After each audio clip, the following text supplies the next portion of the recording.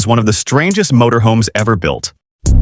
But even by today's standards, these motorhomes were way ahead of their time. People even called these the Star Trek motorhomes. They were built on a special chassis and offered features no other motorhome manufacturer thought of at the time. Let's take a look at this extraordinary motorhome.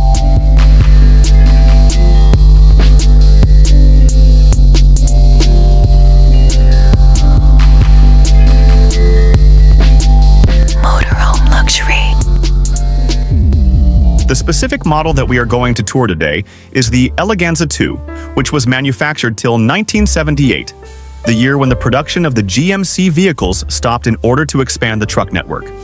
Now, an interesting fact here is that almost all the models of the GMC motorhomes of that time looked quite similar from the outside. Obviously, there were some minor differences here and there, but it was pretty much the same. The main area where you could tell the difference was the interior. And in this video, you'll know why.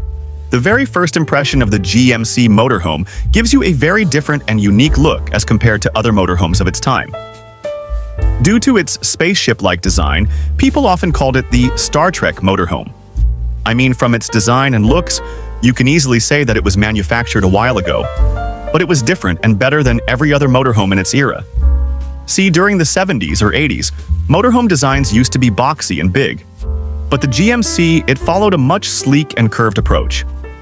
Instead of keeping its design like a large box, it had a curved windshield and a streamlined body that supported aerodynamics as well. That's why it is still relevant to the current market, unlike the others. Now, coming to the specs, the GMC motorhome is built on a special chassis which was particularly designed using the front-wheel drive platform from the Oldsmobile Toronado. For engines, you get two options. Some models have the 455 cubic inch or 7.5-liter V8 engine. Other models, including the Eleganza 2, come with a 403 cubic inch or 6.6-liter engine. The engine was very widely used in different kinds of vehicles during the 80s and 90s, including the Oldsmobile and Chevrolet, because of its ability to generate decent torque, even at low engine speeds. Not just that, the chassis has a lower center of gravity as compared to other motorhomes of its time, and offers you better handling and smooth turns. Another option you'd get with the GMC motorhome is the size choice. The motorhome comes in 23-foot and 26-foot models, each having its own ups and downs, obviously. The most interesting feature of the exterior of this motorhome was probably its full-body Zip-G awning. Made of all aluminum, this is something you don't get so easily even in the most recent motorhomes right now. Another good thing about its exterior is the number of windows you get. It has around 7 to 8 big windows throughout its body that do two things. Give you plenty of sunlight and fresh air inside the motorhome, making you less dependent on electricity and all. And even when they are closed, you can get a pretty good view of the outside. Speaking of fresh air and all, you also get an air conditioning system installed on the roof of the van.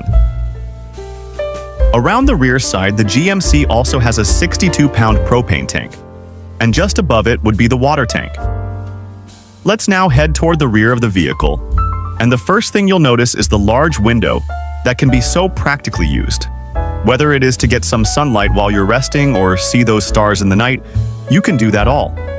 But that's not all. The taillights are also installed very strategically to such a height that other vehicle drivers can easily spot it, ensuring your better safety.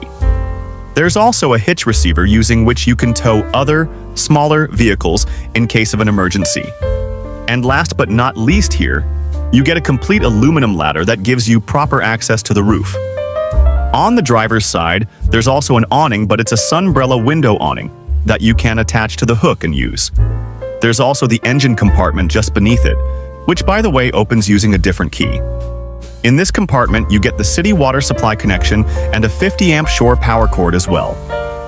On the same side, you also get a large compartment at the rear that stores your 6,000-watt Onan generator and a pack of batteries. Another important thing to note here is that this generator sits on a slide-out tray so it can be easily taken out for replacement or repair.